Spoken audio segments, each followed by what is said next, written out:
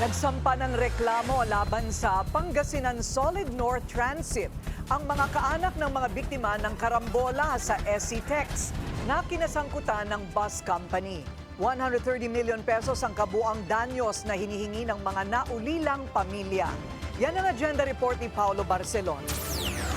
Magkasunod na isinampa ng mga pamilya ng mga biktima ang civil complaints laban sa Pangasinan Solid North Transit. May-ari nitong si Gerald Chua at ang driver ng nakaaksidenteng bus na si Chodoro Merhan. Isa sa mga pamilya ng mga biktima ang naghain ng civil complaint sa Quezon City Prosecutor's Office at humihingi sila ng danyos na nasa 50 million pesos. Kabuang 80 million pesos naman ang hinihingi ng iba pang mga pamilya na siyang nag-file sa Antipolo Prosecutor's Office. Ayon kay Transportation Secretary Vince Dizon, nagpapatuloy sa ngayon ang pag-iimbestiga ng gobyerno sa Solid North. May mga bases siya na hindi mo pumasa sa roadworthiness test. Sa pagkakaalam ko ay gabing lima yun, hindi pwedeng bumiyahe yun.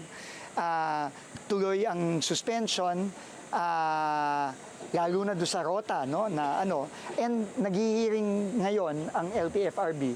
Pero ang sinabi ko kay Chairman Guadis, bilisan. Tumanggi nang magbigay ng pahayag ang pamilya ng mga biktima. Pero ayon kay Dizon, pinayuhan niya ang kanilang legal team na kuhanin na ang maximum damage penalty batay sa kabuang kinikita ng kumpanya. Kabilin-bilin na ng Pangulo natin na kailangan talaga nating panagutin, no, ang Solid North at yung driver para sa hustisya, hindi lamang kay Dane at kay John. Matatanda ang nirevoke na ng Land Transportation Office ang lisensya ni Merhan noong Mayo 5. Muli namang pinaalalahanan ni Dizon ang mga transport company na maging responsable sa kanilang pang-araw-araw na biyahe. May prangkisa ka, may lisensya ka para kumita, para magdala ng mga kababayan natin. Responsibilidad mo ang kanilang mga buhay habang nakasakay sila. At responsibilidad mo din ang buhay ng mga iba nating mga kababayan na nasa kalye.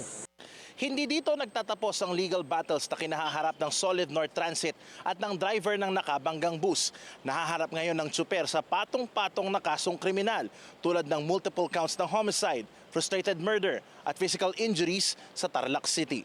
Para sa agenda, Paulo Barcelon, Billionaire News Channel.